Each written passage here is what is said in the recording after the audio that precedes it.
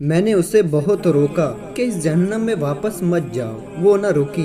دوسری مرتبہ طلاق کی ذلت میں برداشت نہیں کر سکتی۔ میرے بھائیوں نے بہت طعنے سن لیے۔ میرا انصاف میرا رب کرے گا۔ وہ روتی دھوتی اس موت کے کنویں میں چلی گئی۔ اس کا یہی کہنا تھا۔ ساتھ وہ رہا میرے چند روز محبت کرنے کے لیے۔ باعزت لے گیا تھا گھر سے بے عزت کرنے کے لیے۔ خانم کون تھی؟ حسن کا پیکر، سنگڑاپے کی مثال، جس کے ہاتھ کی لذت انگلیاں چاٹنے پر مجبور کر دیتی، جسے پھولوں اور بچوں سے عشق تھا۔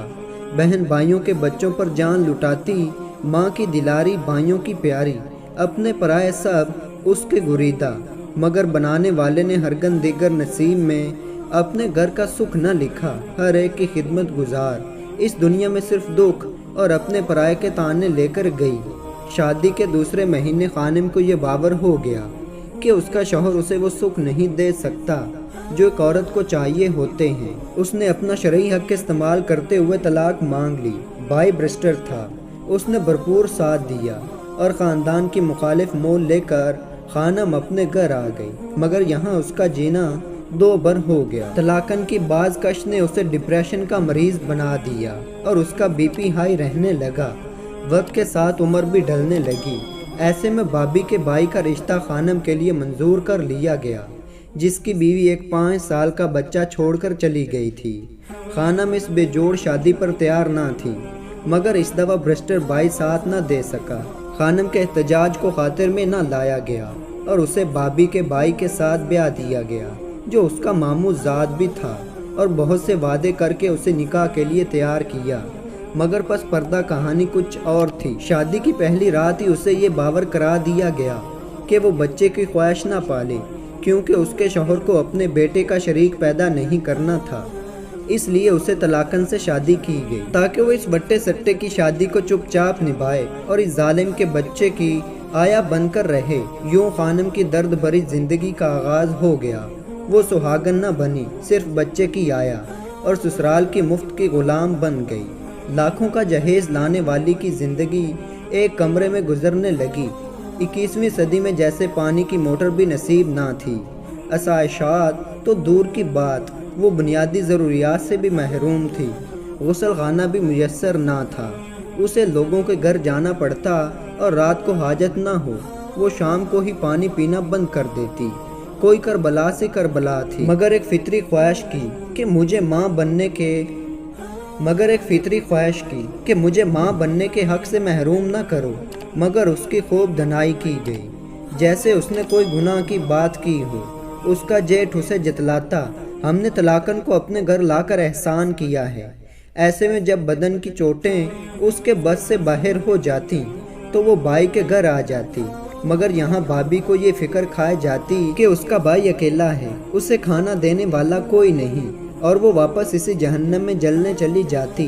صرف مجھے پتا تھا وہ عظیم عورت اپنے بھائیوں کی لاج اپنا آپ جلا کر رکھ رہی ہے، اپنا سامان بیچ کر شوہر اور اس کے بچے کو پال رہی ہے۔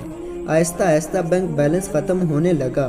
خانم کا وجود بھی سارے خاندان کو کھٹکنے لگا۔ ایک دفعہ خانم گم سم تھی، میرے اصرار پر رو پڑی، آسمان کی طرف جھولی اٹھا کر بولی، میرا انصاف میرا رب کرے گا۔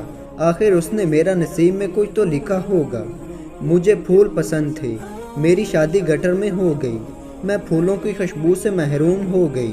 مجھے بچے پسند تھے، مگر ان ظالموں نے میری جولی میں ایک بچہ بھی نہ ہمکنے دیا۔ میں اپنی تصویروں میں اپنے بچے کے ساتھ زندگی گزارتی رہی، ان کے بچے کا گند صاف کر کے ایک ماں کی طرح پالا، مگر اس نے کبھی حال بھی نہ پوچھا۔ آج میں تنہا ہوں، بھائی کے گھر میں سکھ کا سانس لے رہی ہوں، مگر بھابھی کہتی کچھ نہیں، مگر ان کی آنکھوں میں بھائی کی محبت ہر پل یہ پوچھتی ہے کہ کب واپس جاؤ گی۔ اور اب جب سے میرے پاس پیسے ختم ہوئے ہیں، گھر کھنڈر بن گیا ہے، جہاں جانور بھی چند دن نہ گزار سکیں، میں تڑپ کر رہ گئی اور کہا میں تمہیں آزاد کرواتی ہوں، تمہاری ہر شے واپس دلواتی ہوں۔ مگر اس صبر کی مثال نے بھائیوں کی لاج کے لیے خاموشی کی بکل تان لی اور مجھے بھی لب سینے پر مجبور کر دیا کہ اب اس عمر میں دنیا کا تماشا نہیں بن سکتی۔ شوہر کو روٹی چاہیے تھی، وہ خود ہی اپنی ڈاکٹر بنی رہی۔ شام کو ٹھنڈے پانی سے کپڑے دھوئے تو طبیعت خراب ہو گئی۔ शौहर को खाना देने के बाद कहा, मुझे किसी डॉक्टर के पास ले जाओ, मगर उसने चुपचाप सोने की हिदायत की कि सुबह देखेंगे। चंद कोस दूर जेठ के महल में 3-3 गाड़ियां खड़ी थीं, मगर वक्त के फिरौन किसी मदद के लिए तैयार न थे। शौहर खुद मोबाइल पर मसरूफ़ हो गया। चकराते सर के साथ खानम उठी, मगर पैरों पे खड़ी ना हो सकी और गिर गई। गिरने से सर पर चोट लगी और खून उबलने लगा। जब कमरे में खून फैल गया तो उसके शौहर ने अपने भाइयों को फ़ोन किया, जिन्होंने आकर उसे मुर्दा करार दिया और किसी डॉक्टर के पास ले जाने की जहमत ना की, और एक जीता जागता वजूद जालिमों की बेहसी मुर्दा बन गया। उसके घर वालों को इत्तला भी सुबह 10 बजे दी गई।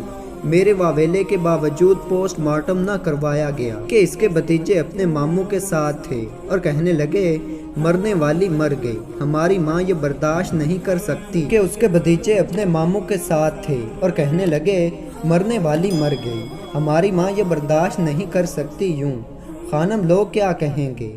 इस दुनियादारी निभाती शौहर के घर से अपना जनाजा उठवाकर भाइयों की लाज रखी कि अपने दुखों समेत मन्नो मिट्टी तले सुकून से सो गई।